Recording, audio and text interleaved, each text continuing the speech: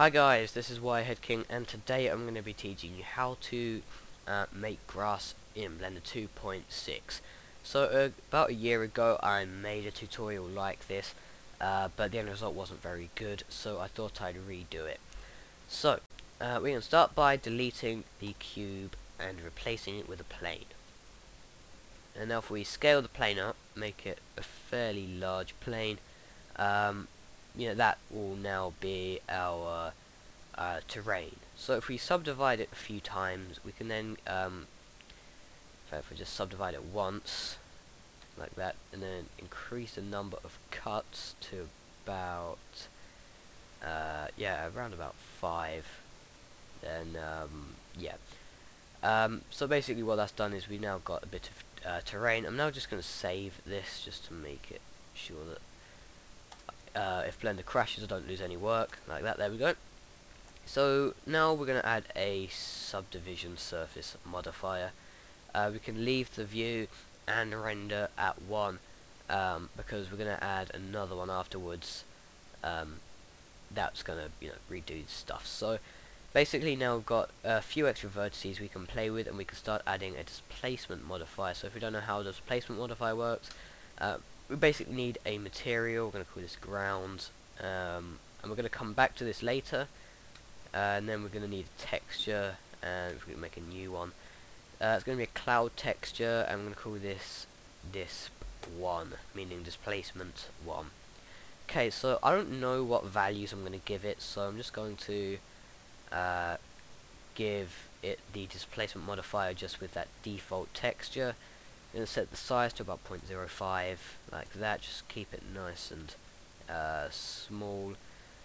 And then in the texture, I'm now going to decrease the size of it to something quite small like that, just to get a few extra bumps in it.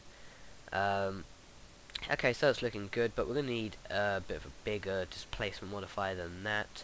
Might even just subdivide the plane just one more time, maybe with a couple of extra cuts, just to add a bit more of that detail in. Might also just increase the depth of that texture, and maybe now that I've done that, just increase the size. Okay, so things are looking quite good in that department. We're now going to add the second texture. Basically, I know the depth is going to be set to 0 for this, so I can do that now. But the size, I don't know yet, so let's just add it to see what happens. Set the strength down to 0.05 again. And then, let's see. So I think that's actually alright. Maybe just a bit bigger. There we go. That's looking good. And just to top it off and give it some smoother geometry, I'm just going to add one more subdivision surface modifier, again with the view and render set to 1. So that's the terrain done. Let's just line up the camera so we can start planning our scene. Okay, so I'm going to sort of get this kind of angle and increase the focal length just to widen out the back. That's just a little cheaty method there. Saves having to have lots and lots of geometry. And also, again, to save having tons of geometry, I'm going to rotate the camera down like that so that we don't really see much going off into the distance. Okay, so another thing I'm going to do, just to save rendering time and the amount of particles needed, I'm just going to start by deleting some of these vertices and faces that are far off the edge of the camera. So just play around, see which vertices you need and don't need. I think once I get to there we go, just delete that. Actually no, maybe that's a mistake. There we go.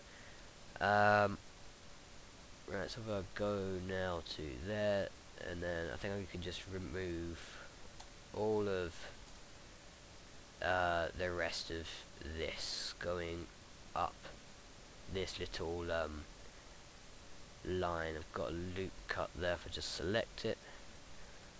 Okay, there we go, and I can now just select one of these vertices, press Ctrl L and delete that. There we go. And basically the reason why I'm doing this is because we're going to have quite a load of particles, and if we have it all in these bits out here, they'll still be rendered and it will still add to the render time, um, and you know it'll just be nasty considering we're just making one still frame. Okay, so if you just do that, there we go. We've now got a good terrain. So now let's get into adding the particles. Right, so we just add the particle system. I'm going to call this grass, and grass there again. And I'm going to set this to hair. Now one thing, well the first thing you should notice is that it's very long. So if we tick advanced, we can then go into the velocity section and decrease the normal, and that'll basically make it smaller, like that, a 0.07 I think I had for the scene I made earlier. And another thing you might notice is that it's all neatly in these little rows, and side view as well. In my last attempt to record, this side view was more clear than front view, but oh well. The way we can fix this is if we go to the emission and tick random, that will then just spread it out anywhere. I don't really understand why that jittered option is there. I'm just going to pull out that vertex. There we go. There must be a reason and some purposes for it, but I don't know. Okay, so now that we've done that, we can get on with the settings for the particle. So the number is going to be 15,000. Now this will vary depending on how big your area is, and you might also want to decrease it if your computer is slow and will crash if you try and render it. But 15,000 was good for me. Now I'm also just going to quickly add, oh yeah, any textures, by the way, for the ground, just make sure that you uncheck these boxes so it doesn't affect the color of the ground. I'm just going to add another material and make this kind of a dark green, and this can be a dark brown color, simply because yeah, just call this grass, because basically it just makes things a bit clearer in the particle editing window.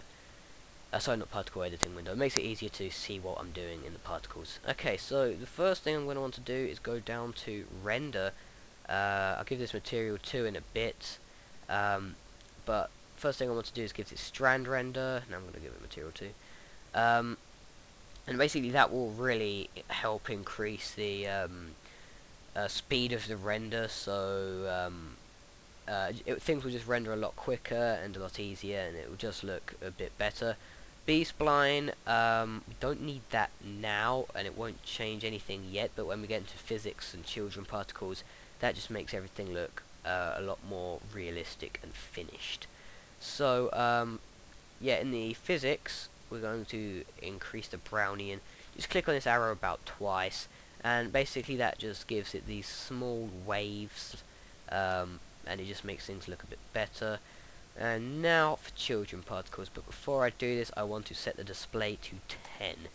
That won't affect how many particles are rendered, it just affects how many we can see, and that not only helps my computer display them easier, but also when we get to adding children particles it looks better. Okay, so with the children we're going to set the render to 60, because basically yeah, in my last tutorial I set this to interpolated, and what that did when it loads is basically spread them out everywhere, although they're hardly everywhere at the moment. Basically we only want simple to get these little clumps of grass, and then the amount up here is going to have, well, that's going to determine the amount of clumps of grass we have. And we only need about 60, just somewhere above 50, in between 50 and 70 for the clumps of grass. So, the values, we're going to have the clump at, I don't actually know what, yeah, let's see, let's just set the display to 60 so we can actually get more of an idea of what we're doing. Let's have the clump at minus 0.5, and basically what that does is sort of brings them, the bases of these strands together. The shape can be at 0, the length can be about 0.9, just a bit smaller, and then the threshold can be at 0.5, which basically means half of them are going to be just that little bit smaller. Radius, oh god, I don't know, maybe if you just leave that about point 3, yeah, somewhere around 0.3 looks good. I don't bother about these two values. Uniform can stay at 0, size can stay at 1. Endpoints, oh god, I don't know, 0.005 maybe, and then the shape can be at 2. Yeah, and then this random could be at 0.005, just like the endpoint. That just makes it a bit more random, obviously, and the size of this can be at 2 as well. And now hopefully, yeah, that's looking good. We're getting these really random looking strands of grass, and things are looking alright. So if we were to render this, in fact I might actually do that, you're going to see it's going to look nasty. Okay, so I'm just going to pause and render and then start it again, just to save you guys the time. So see you in a bit. Okay, so this looks terrible.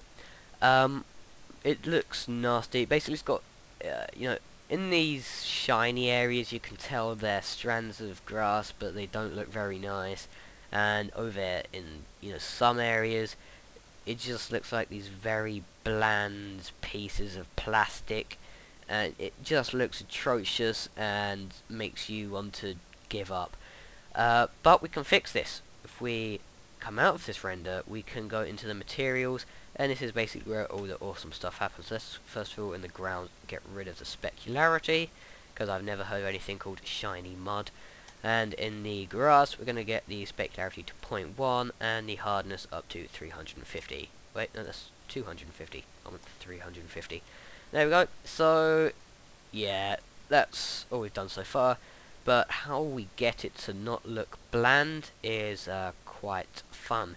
So we're going to set the translucency to about 0.7, like that, and we're going to do a few extra things in a bit, but until then that's all good.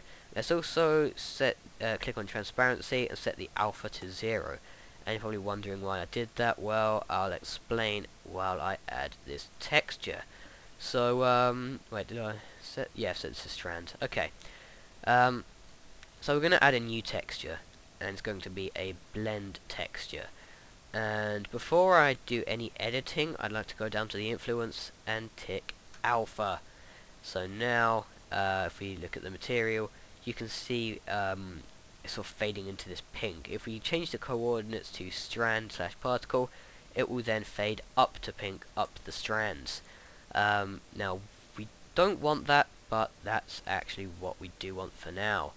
If you go into the ramp, or if you go to colors and tick on ramp, you can see it's gone white all of a sudden. And if we bring this all the way down, you can see that, well, you can't actually see the alpha because it's alpha, but you can see that there's less of the alpha, simply because we are sharpening up the transition into non-alpha. Okay, so we're going to keep this point at the alpha of 0 and completely black. We're now going to add a color stop. I think that's what they're called. Yeah, color stop. And this was also going to be black, but the alpha is going to be 1. And the reason why we're doing this is we are faking ambient occlusion. Because if we were to go into the world settings and tick ambient occlusion, well, it's your computer's funeral, because it's going to crash and die and explode.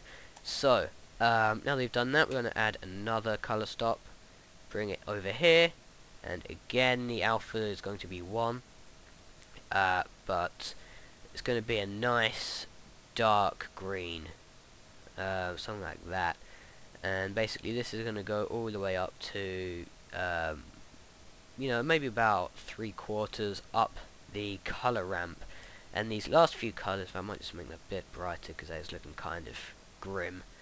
There we go, somewhere around there. Yeah, the next two colors are just going to be these sort of yellowy colours, because as you know, grass dies, and when grass dies it becomes this yellowy colour, and grass usually dies when it's exposed to too much sunlight, and the tops of grass is exposed to too much sunlight. So I'm gonna make this point here this sort of I don't know, kind of a yellowy green colour. Whoops, it's gone over to blue. Somewhere around there, maybe darken it a bit. There we go. That's about right. If we actually bring this over, then press add again, we can then get another nice colour there, and just sort of gonna make it a bit more green, and then brighten it up a bit like that. And so now that's looking kind of funny because this is actually brighter than the next colour, so we're going to go to the next colour, make that a bit brighter like that, and then get this one and make it a bit darker.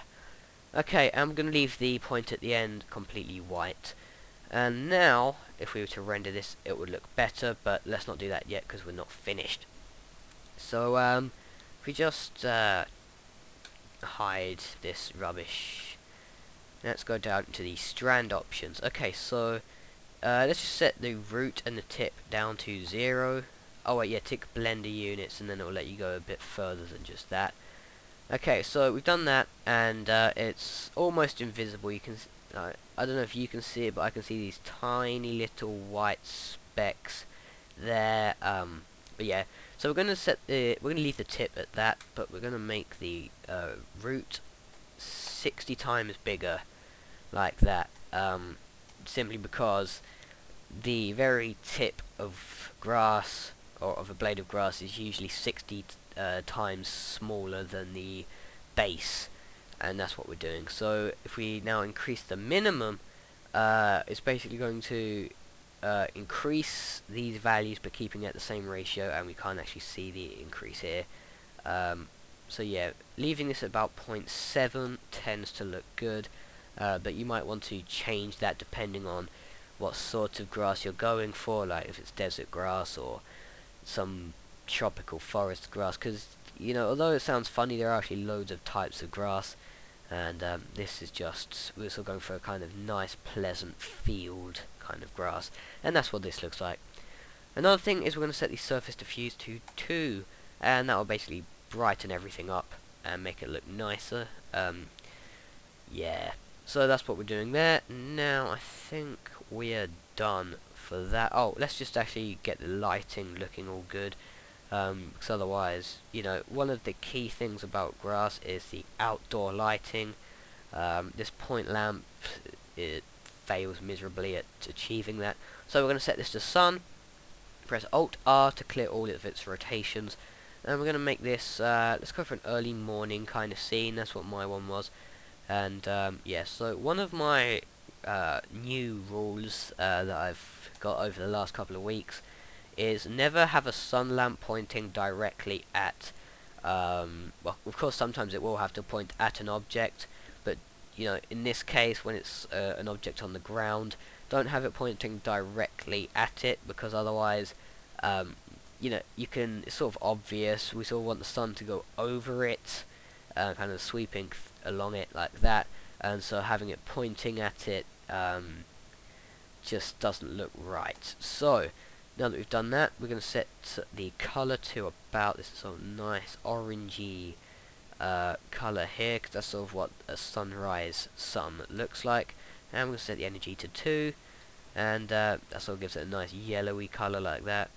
Now if we duplicate this lamp and press Alt R, by the way, with sun lamps it doesn't matter where they are, just the angle. I just usually position them because it sort of helps me imagine where the sun is coming from. And yeah, okay, so with this new lamp, we're going to set the energy to, oops, just moved itself. We're going to set the energy to about 0.4, somewhere around 0.3 and 0.5. 0.4 seems to be in the middle of that, so yeah, seems to work. I'm going to set the color to a nice blue, and the reason for that is because shadows, when out, that's maybe a bit too blue, when shadows are outside they are blue, and the reason why is because you have the sun making its nice yellow colours, and then the reason why shadows are blue is because the sky is sort of light is bouncing off the sky, if that makes sense. That sounds ridiculous, but that is pretty much what's happening. And then it's coming back to the surface of the earth, making shadows a blue color. So if I now pause this video and render it, things will look a lot better. Okay, so now that's actually looking a lot better than I thought it would. How long has this tutorial been going for? Yeah, 20 minutes, so that's actually alright. I'll be carrying this on in part 2, where we'll be making 2 more particle systems, just add a few more details, and then in part 3, I'll be doing compositing. But yeah, so thanks for watching. If you enjoyed this tutorial and learned anything from it, please press that like button, because it really helps bring more views to my channel, and it really helps me out. Yeah, subscribe as well. That is, it really makes my day when I see my subscriber count go up. So yeah, thanks for watching.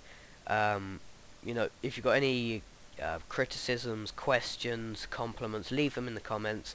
I usually answer every single comment that I can, and sometimes I struggle if they're written in Arabic. I have no idea what it is, but they're usually the only sort of occasions. So yeah, thanks for watching. Comment, rate, subscribe.